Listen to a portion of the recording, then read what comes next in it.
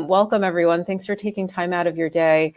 This is the first webinar I'm hosting this year, and it's near and dear to my heart. Are you prepared for the future of leadership? I'm going to walk through a couple of interesting points today, as well as present some research and also a lot of my personal experience. And so as we go, I realize there's a wealth of knowledge on this call as well. A lot of folks in my network and also extended network have joined us this morning or this evening, depending on where you are in the world. And so really using that chat box or that speaker request if you want to speak as well will help us enhance the conversation today.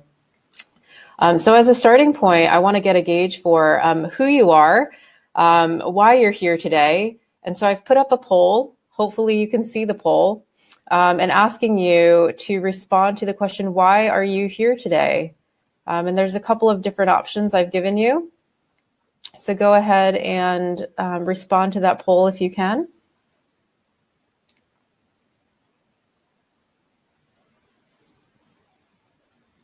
I see a lot of, I am curious about leadership and want to know more. Some of you lead a small team.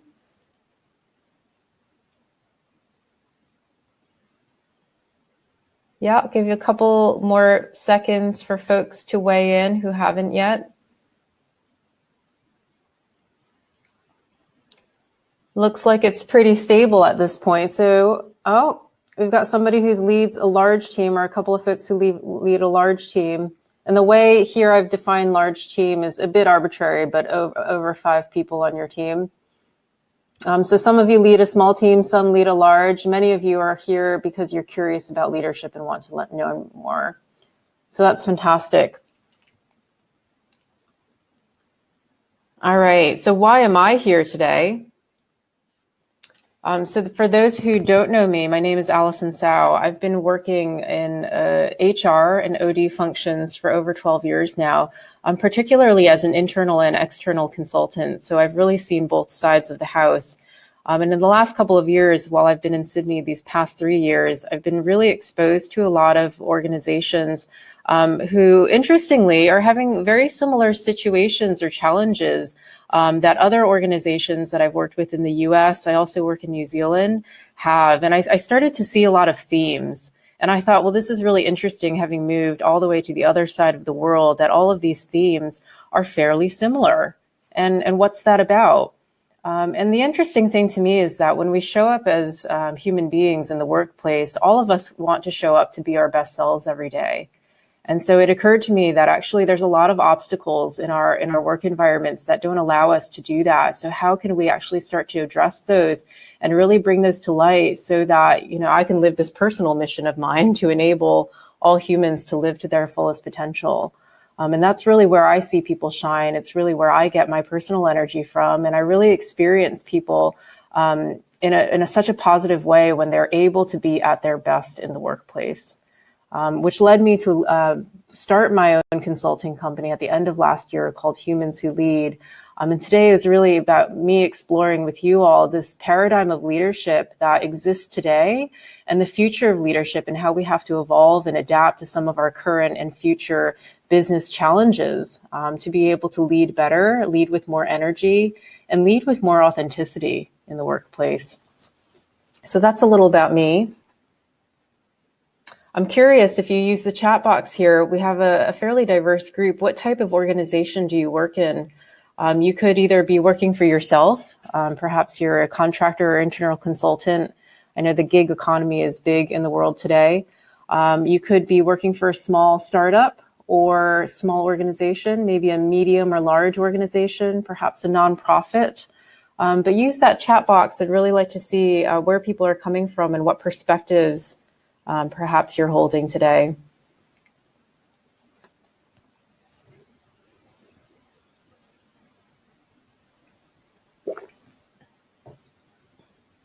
Anyone in the chat box room care to weigh in? Local government, a large organization I see. Independent coach.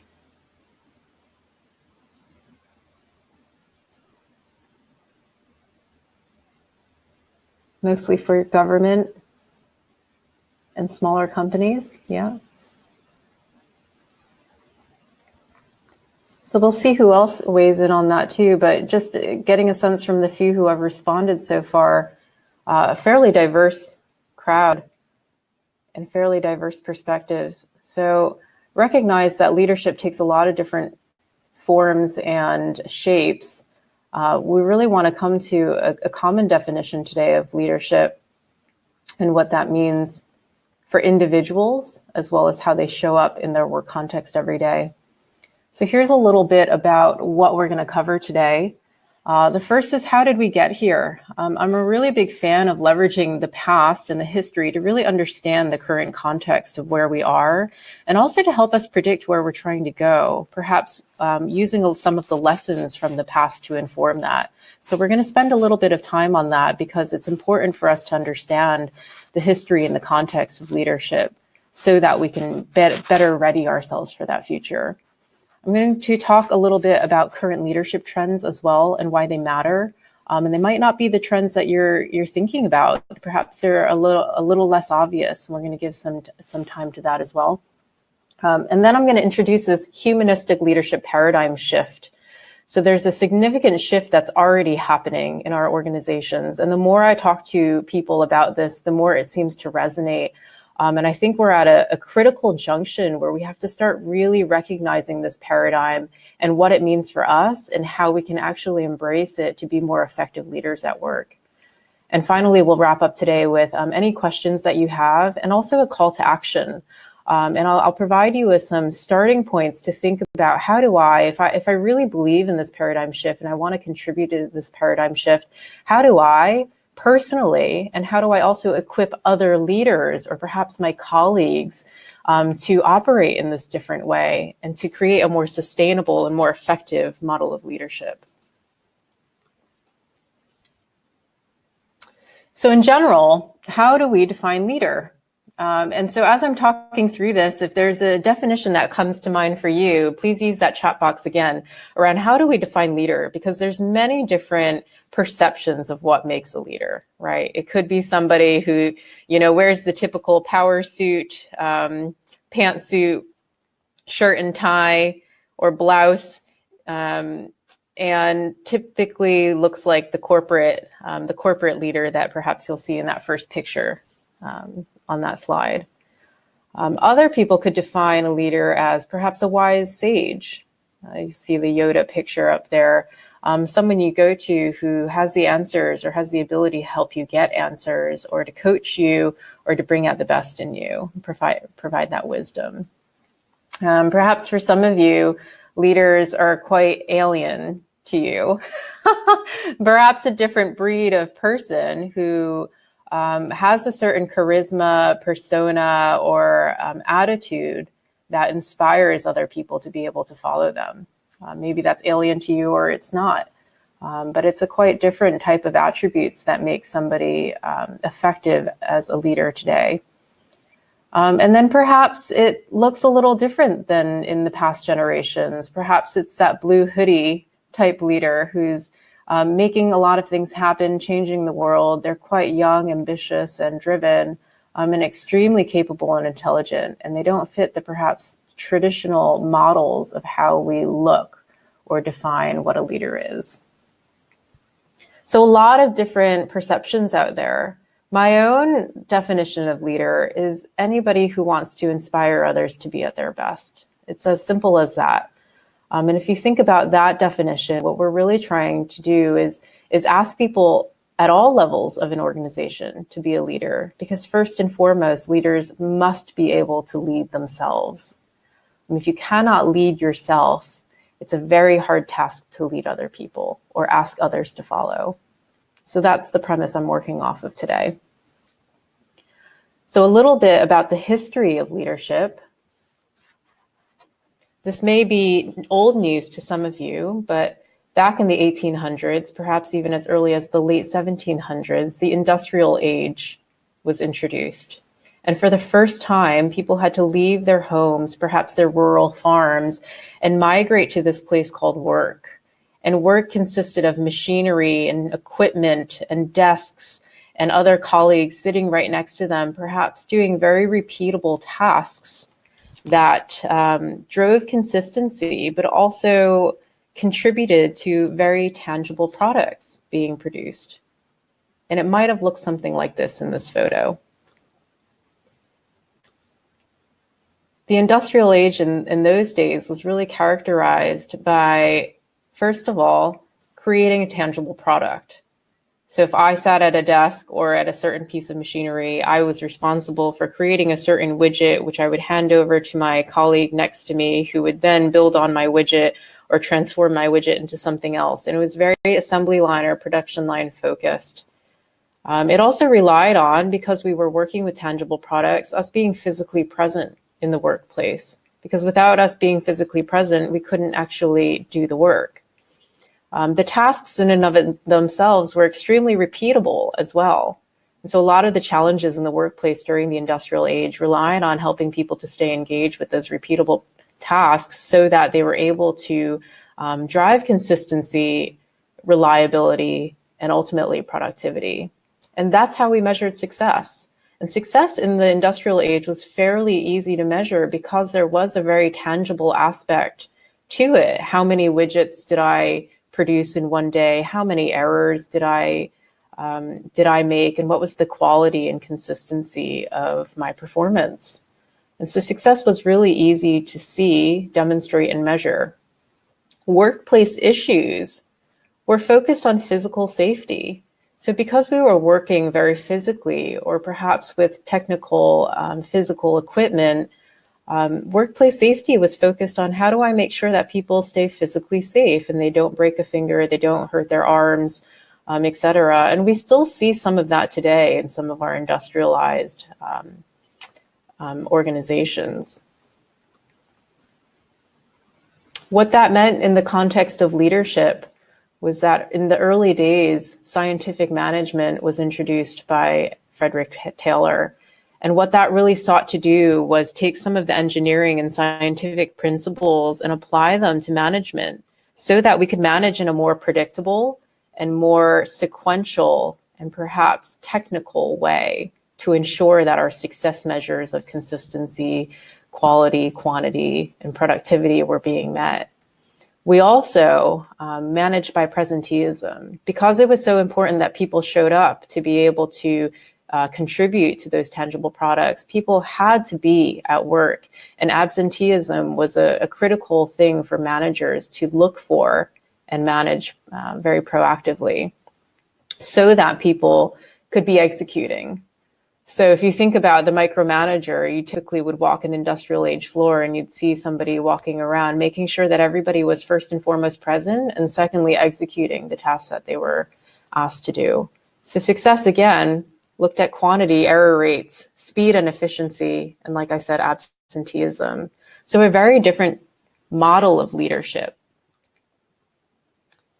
And then this thing called the computer was introduced. So in the mid-1900s, the age of information really ushered us in due to the introduction of the computer.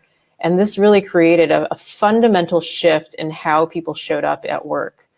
In that, the many products and services, even modern day workers produce, are quite intangible. If you think of a web app or a computer algorithm or an internet offer, all of these products and services are quite intangible. And so the nature of work has become a lot less around physical products, but much more knowledge work to drive intangible products and services to help our customers and deliver value. The second thing that the age of information and this silly thing called the computer introduced was this idea of this global and diverse workforce. So in the old days, when you were in an industrialized economy, much of your competition were the people in your economy. So if you were in the US in the industrial age, your competitors were also based in the US. And nowadays, your competitor could be some man or woman in their garage in Budapest competing with your web development team. The nature of the work looks very different. So even large or globally established organizations cannot sit on their laurels anymore and expect that the largeness and the history of their organization is going to guarantee success. The nature of our tasks have also become extremely complex.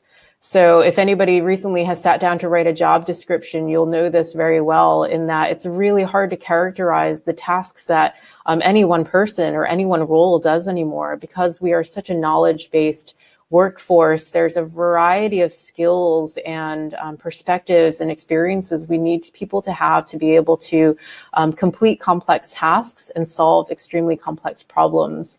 And so therefore, success is based on the customer. And success has become extremely hard to measure. And what I'm finding and what I see leaders consistently defaulting to is, because success is so hard to measure in this intangible world of products and services, we tend to rely on the bottom line. We tend to rely on the dollars to tell us how well we're doing. And it keeps us kind of in the short-term mindset, because the dollars don't tell the full story, but perhaps they're the only tangible thing that gives us some validation that we are moving in the right direction. And we'll talk a little bit more about that later.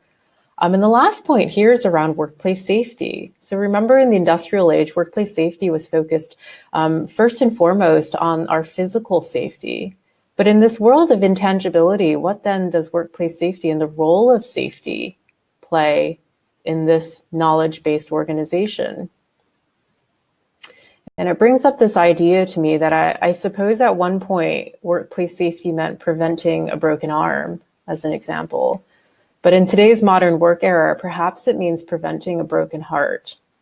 And I had a colleague a long time ago, we were talking about this, share with me, I imagine in today's workforce, a lot of people are walking around with a broken heart, and they don't even know it, because it's something that isn't easy to define, it isn't easy to see, and it isn't easy to ask about.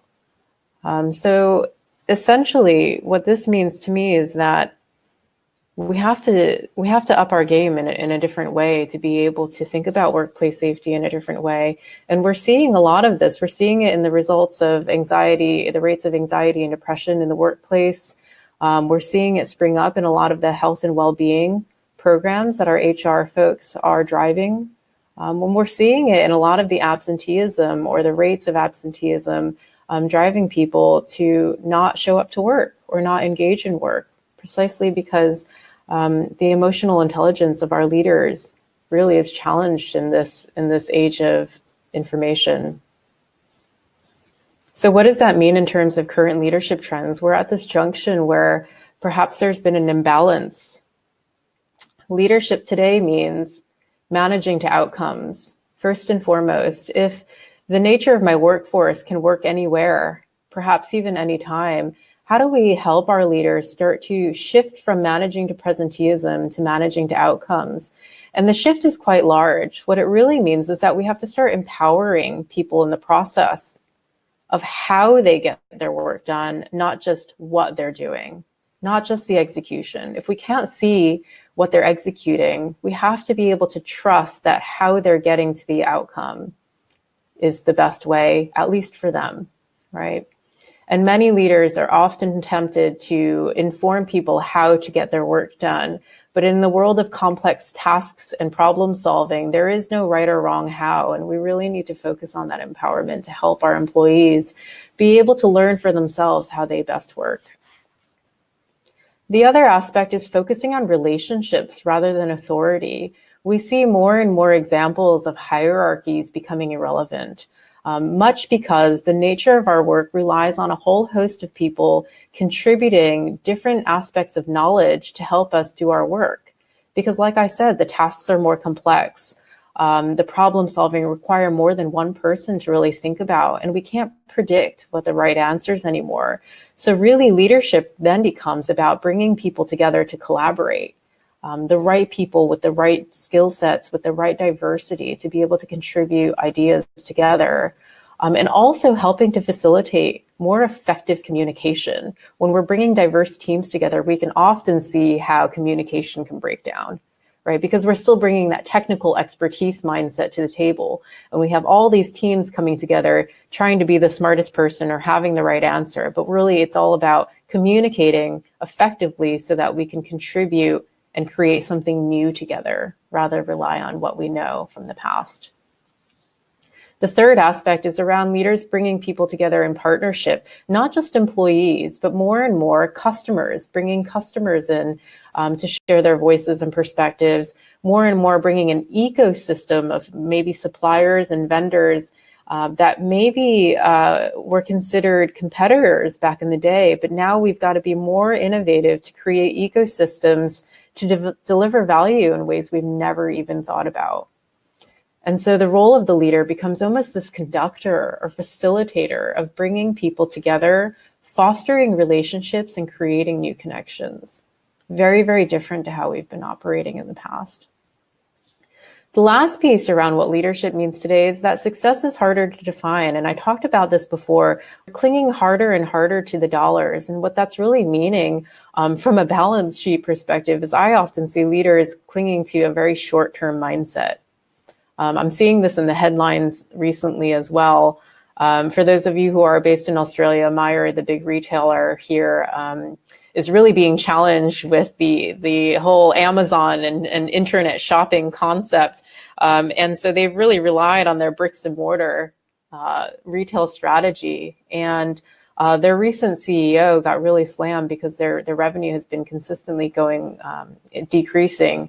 And I had a really interesting debate about this with someone, is that do you fire the CEO once you see the numbers go down, or is the CEO driving or contributing to a longer term vision to turn around a strategy that cannot be turned over overnight?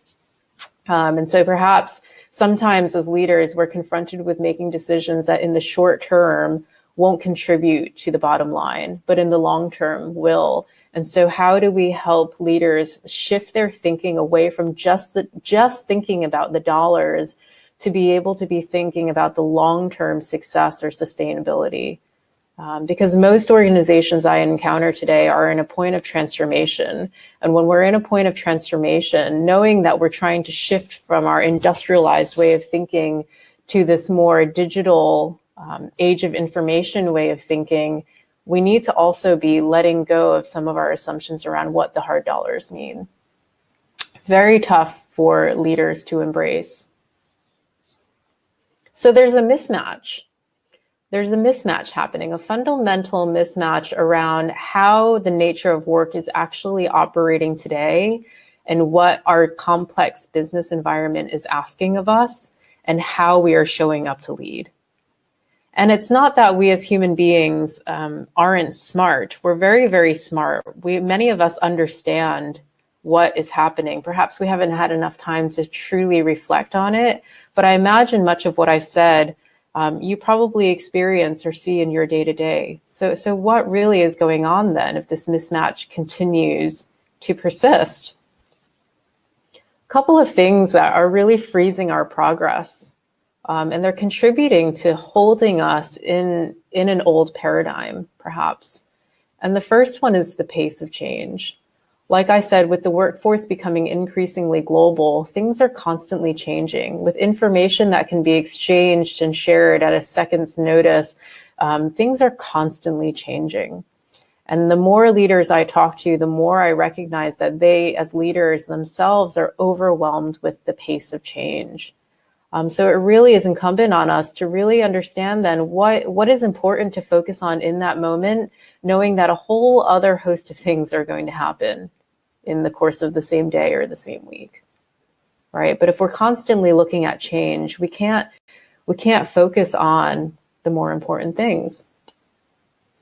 The second piece is around increasing complexity. So related to change, the more change that we're experiencing, the more complexity is being created in our organizations and in our economies, in our workforce. And so with the level of complexity, problems are a lot harder to solve, and we need to gather people around us to be able to create meaningful solutions.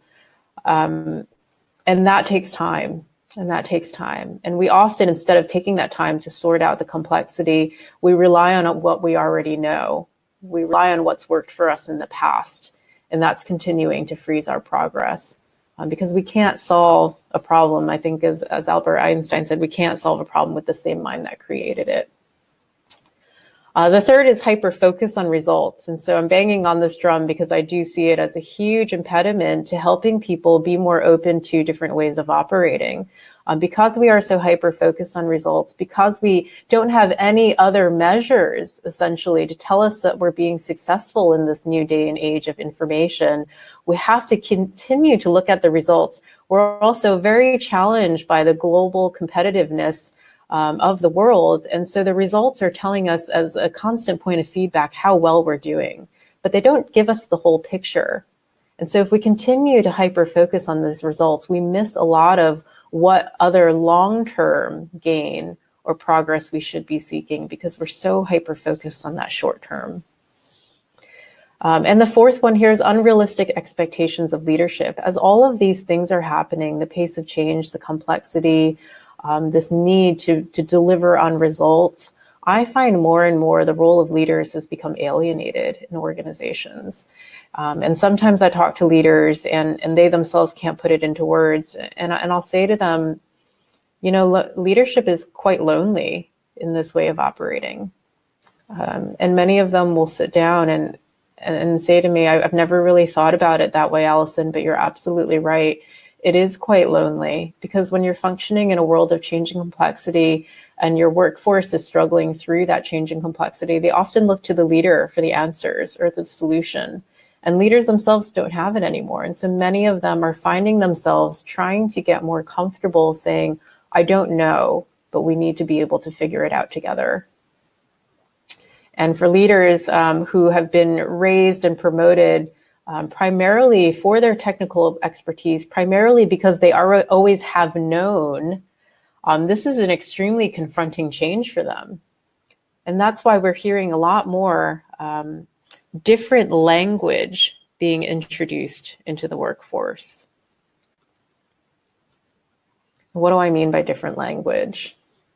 So what really matters today then, as a leader, is this idea of, well, actually as an organization, I would say, is this idea of purpose.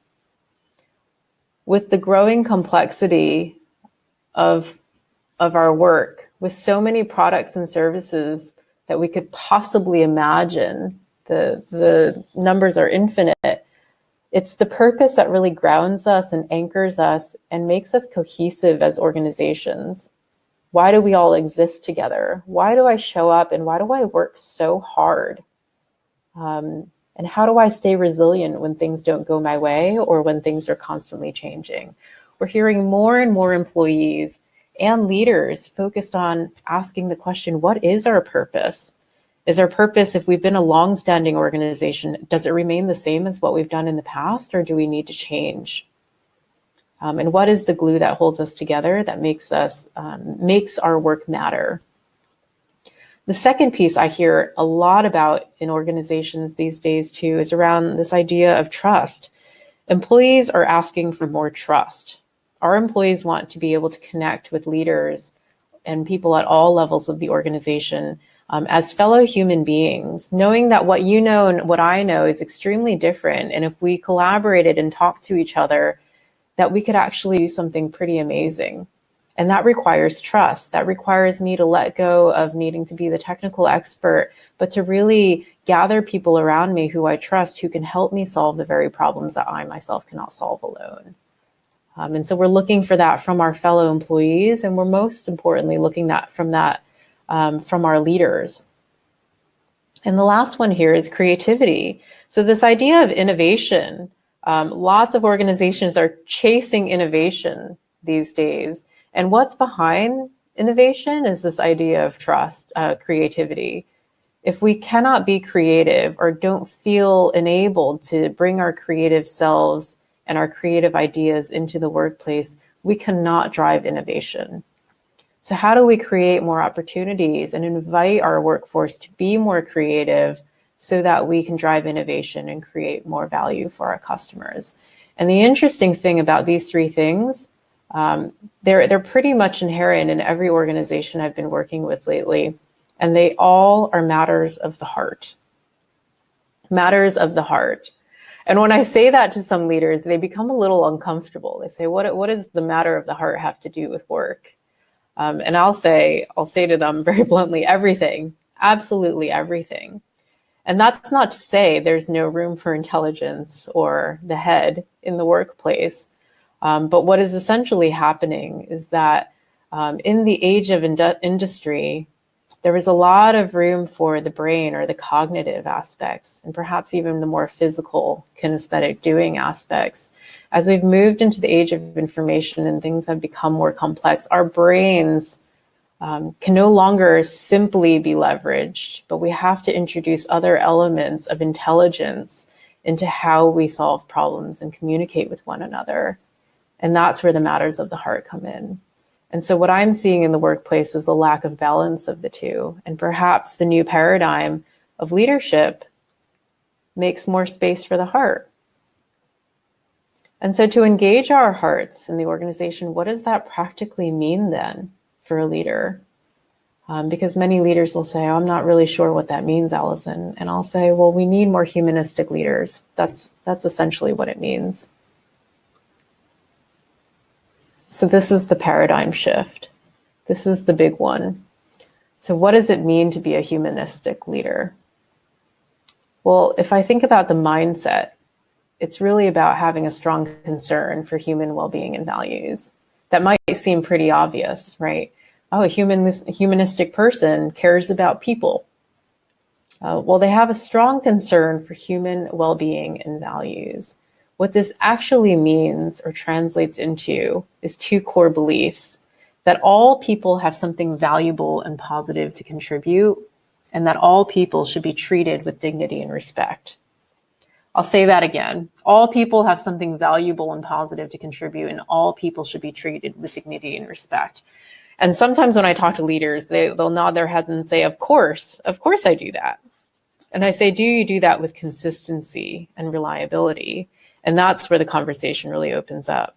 Because in the matter of, in the course of a day, if you really reflected on how you behaved and operated, much of how we show up in the workplace these days, or at least in my experience, is in a stressful or frenetic mode. There's a lot of doing that needs to happen, a lot of people to chase.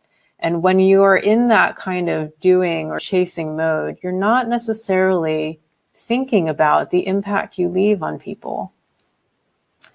And I think it was Maya Angelou who said, it's not what you do or say, but that people will remember, but it's how you made them feel. It's how you made them feel. So when you leave an interaction, how did that person feel leaving that interaction with you? And that's really the bar, the measure of dignity and respect. So not easy. And so what this really means, if we break this down, if I believe in a humanistic leadership mindset, what then does that mean for leadership in the paradigm shift that we're seeking or looking for that can enable us to lead in the modern day of information? Well, it's this idea of from to. It's from this idea of what you do to who you are. In the past, we've hyper-focused on execution, and your worth, essentially, or your performance was based primarily on what you achieved and the goals that you achieved, the very tangible things.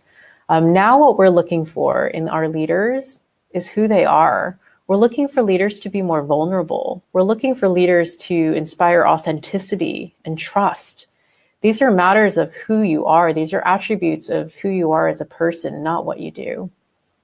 We're also shifting from professional workers, this idea of professional workers, to whole human beings. If I truly am looking for creativity, then the professional work persona isn't going to unlock creativity in my workforce, but actually inviting people to bring their whole selves to work. Perhaps you're a dancer in your spare time. Perhaps you're an artist or a singer. All of those different aspects of you contribute to your creativity and what you can bring into the workplace. And no longer do we have this kind of artificial divide between us needing to act as a professional worker once we walk through the doors of work, and then once we walk out, being a whole different person. I think there's more and more space now for being whole human beings, bringing that creativity, and being unique rather than fitting a certain type of corporate mold. The third aspect is leaders as decision makers to leaders as enablers. Like I mentioned before, because the because the leadership expectation is shifting more towards being a facilitator or bringing together of people. We're no longer relying on leaders to make decisions on their own, because in many circumstances they cannot. They don't have all the information, or the problems are too complex. So we're actually looking for them to be enablers to bring the right people together to come to shared decisions. The fourth one here is working on weaknesses versus highlighting strengths. So in the past, if you thought about developmental or performance management related conversations, it was kind of that shit sandwich where I would give you, 3 positive things and then a negative, piece of feedback, and then I'd end with a positive one. But really what people were walking away with was, that weakness, or that one thing that person told me I wasn't doing well. And we would create whole development plans focused on helping people with their weaknesses. Rather, in the new paradigm, what we're looking for is leaders to be able to really fully understand the diverse strengths on their team and bring together these diverse teams to be able to highlight their strengths. And I see that more and more, because it's those very different strengths that you have on the team that will bring together some really interesting and creative ideas and conversations. And it's not easy. It's not easy. It's more than highlighting strengths as well, but it's also being able to recognize strengths. So we don't do enough recognition in the workplace. How do we make room for more appreciative feedback more frequently and more ad hoc, rather than just at certain times during the year? It's a very different shift. The last one here is from a paradigm of buzzwords and corporate jargon to real talk and plain speak. More and more people I see become suspicious or frustrated at town halls, as an example. Right? When you see your leaders get up and they've got a set of talking points, the best leaders consistently are the ones that get up and speak from their heart, essentially. So this idea of real talk and plain speak is becoming more and more important. You'll see it in the way corporate communications are being written. You'll see it in this idea of storytelling that's become really popular. There's many consultants and industries springing up precisely to coach leaders to talk in a more compelling and human way. And more employees are really demanding this, because with social media, with blogs becoming more prevalent, there is just a more natural communication way that can engage people more in their hearts.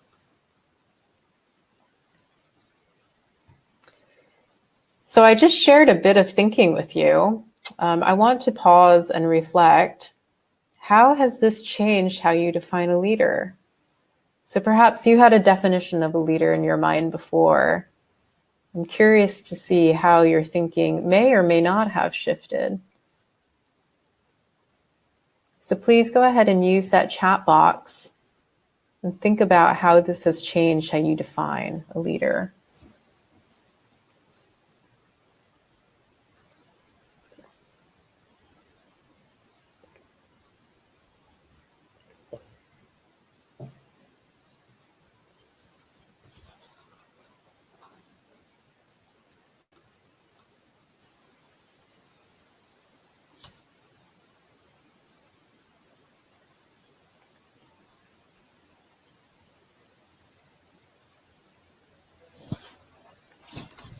I'm not seeing too many responses in the comment box. I do see one dialing in from San Francisco. And yes, this is being recorded. I will share the recording after. Yeah, I see Kate's comment around being aligned. Yeah, so perhaps I've self-selected a group of people who who were drawn to the topic, who were already thinking about the similar things themselves. Okay, a comment here. Does anyone think that leadership changes based on the kind of corporate culture? Well, perhaps I'll weigh in on that one. I absolutely do. I absolutely do think corporate culture makes the difference as to what leadership attributes are and are not important. And I'll give you an example. Well, before I do think that corporate culture defines what is and is not important. But I think increasingly, because of this paradigm shift happening, what is becoming more and more important is becoming common across organizations. So I would be hard pressed to find organizations right now who aren't talking about at least purpose, trust, or creativity in some way, shape, or form. And in the old days, I think corporate culture drove more differences in what they valued. And this is where my example comes in. In my old days of HR, I had a leader that I was coaching, and he'd just been recently promoted, and he'd said some of the developmental feedback he got was around building his executive presence, right? And executive presence, as we unpacked together, meant in corporate speak that they wanted him to be more assertive. He was a very nice person. And you could tell just being around him, he really cared about people. He'd always ask how you were. And that didn't necessarily fit the corporate culture of what defined a great leader, right? And so in that way, the corporate culture was really asking him to kind of toughen the edges, if you will.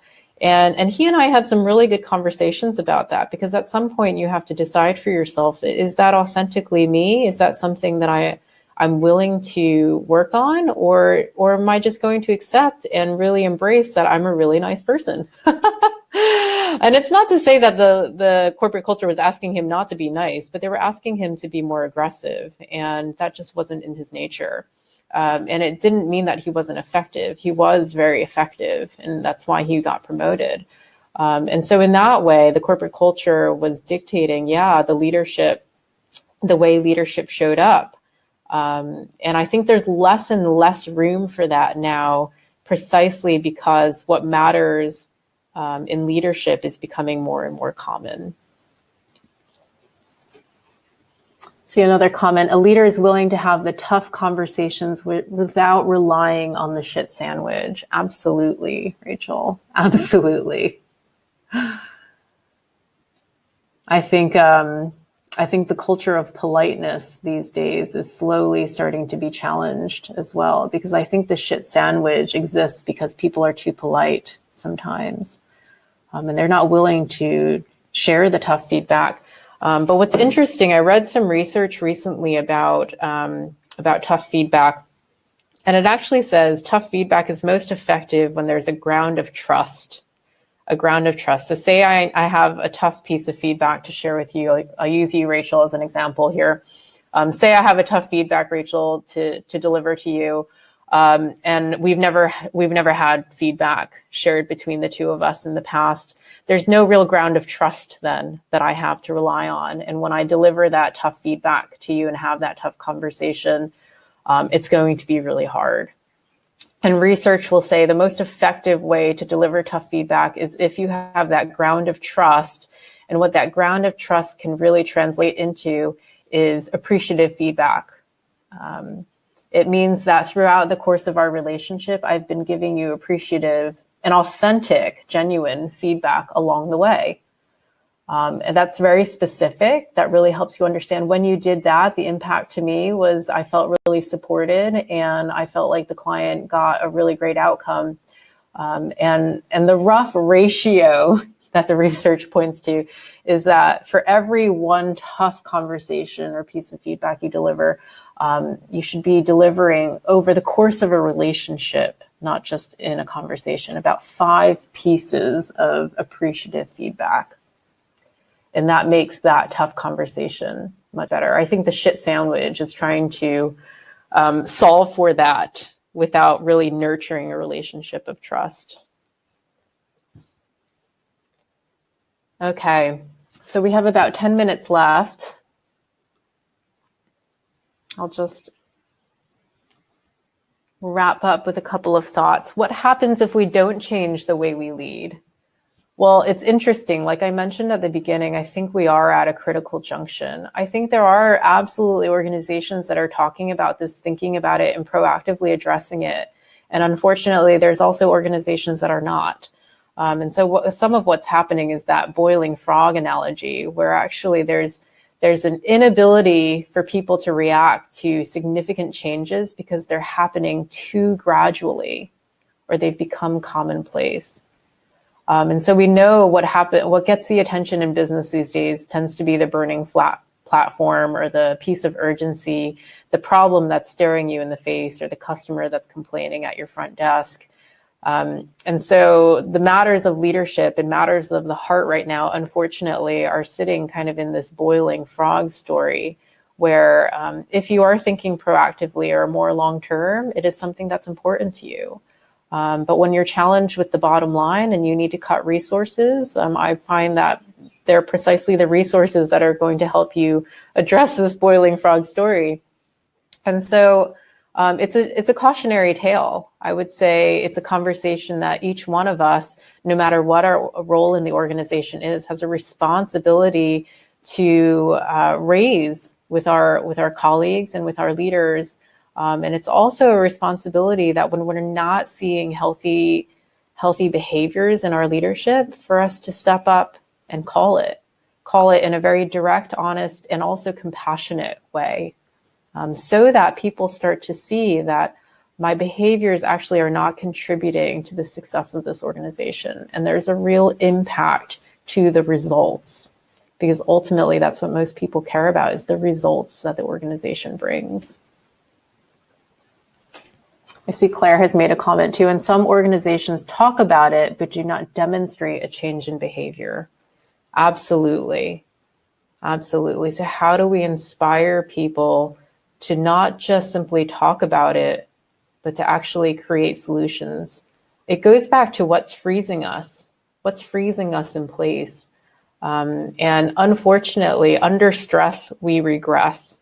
So if you're really after behavior and mindset changes, you have to be able to create the space and the conditions for people to learn new behaviors. They cannot learn new behaviors in a moment of stress.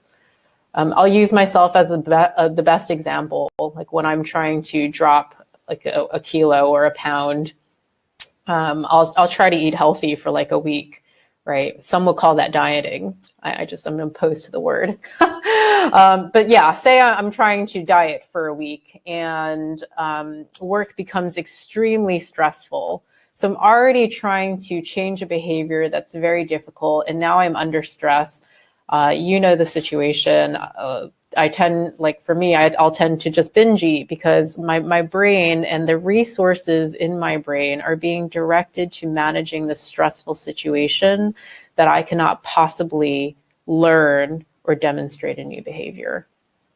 And it happens to our business leaders every day. They know it's important, but what keeps them from action is the stress that they're currently sitting in. So it's incumbent on others, perhaps leaders above them, perhaps their team members or colleagues, to create the space to be able to actually pursue some action. And that's not easy. This is probably the single biggest force that keeps us frozen in this leadership paradigm.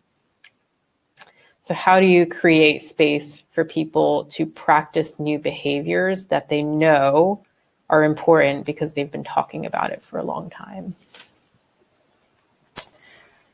Claire, I work with so many individuals and teams that do not want to allocate the time. So where does that leave us? Yeah, that's a big question. Or is it the shareholder supremacy culture our businesses have? Yeah, that's an interesting one too.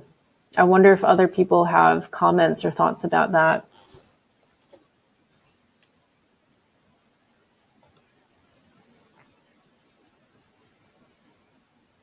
Well, Sergey, I might leave your question for the end, and if we have time, we'll talk a little bit more about it. I'll, in the last 5 minutes, wrap up.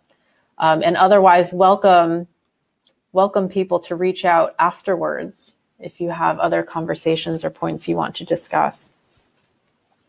So what does this mean in terms of action, right? What is your role? Because unfortunately, we all participate in complex networks or systems that we cannot fully change or influence, but we can change the way we ourselves show up. right? And the most critical steps for anybody who wants to become more of a humanistic leader or adopt a humanistic mindset is to first and foremost expand your self-awareness.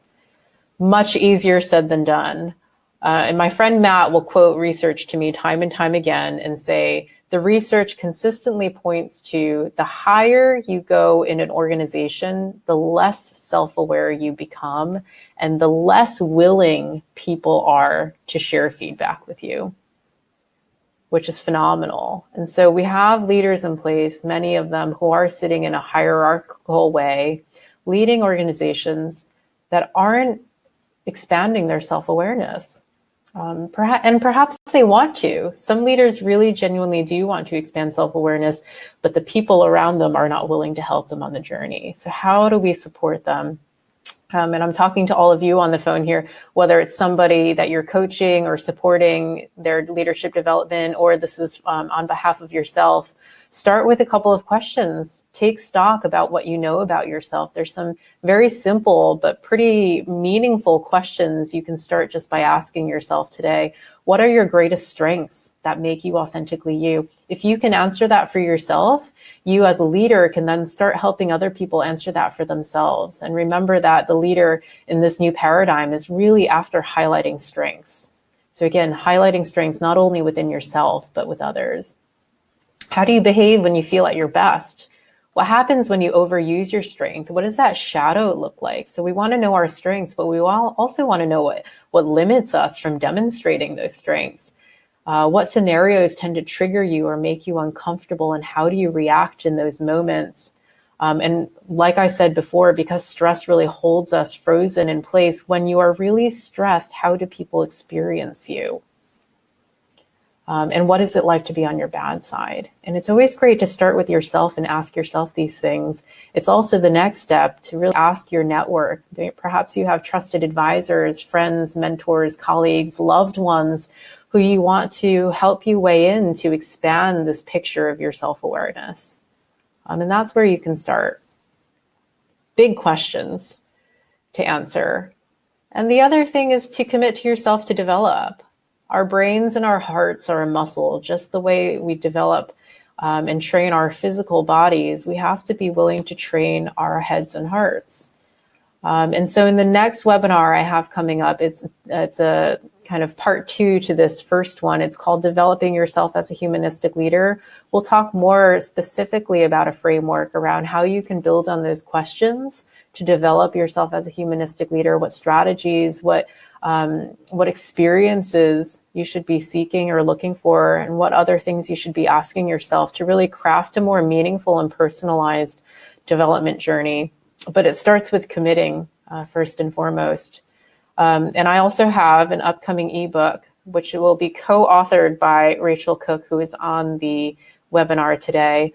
And she really brings a mindset of being able to execute and activate teams once your leadership mindset and hearts and minds are in place. So we've collaborated on this to be able to bring some of the more personal development aspects, but also the executional mindset to be able to give you a full life cycle of leadership effectiveness is how I would pose it. And the last thing I will share is that if you do have one of those icons on the right side around files that you can access, I have uploaded a brochure that outlines some of the programs that Humans Who Lead offers. And these programs are specifically designed to help people develop themselves as humanistic leaders. So I talked a lot today about leaders as facilitators as an example. One of the programs in there is all around helping people facilitate. Because as a facilitator myself, I find it's the most valuable skill set I can bring to the table that helps bring perspectives, create trust, and open vulnerability. So if we can all equip leaders with the right facilitation skills, I think we're on a really great path to help leaders thrive. And with that, I'd love for you all to stay in touch. We are at the hour, and I want to be sensitive and respectful of everyone's time.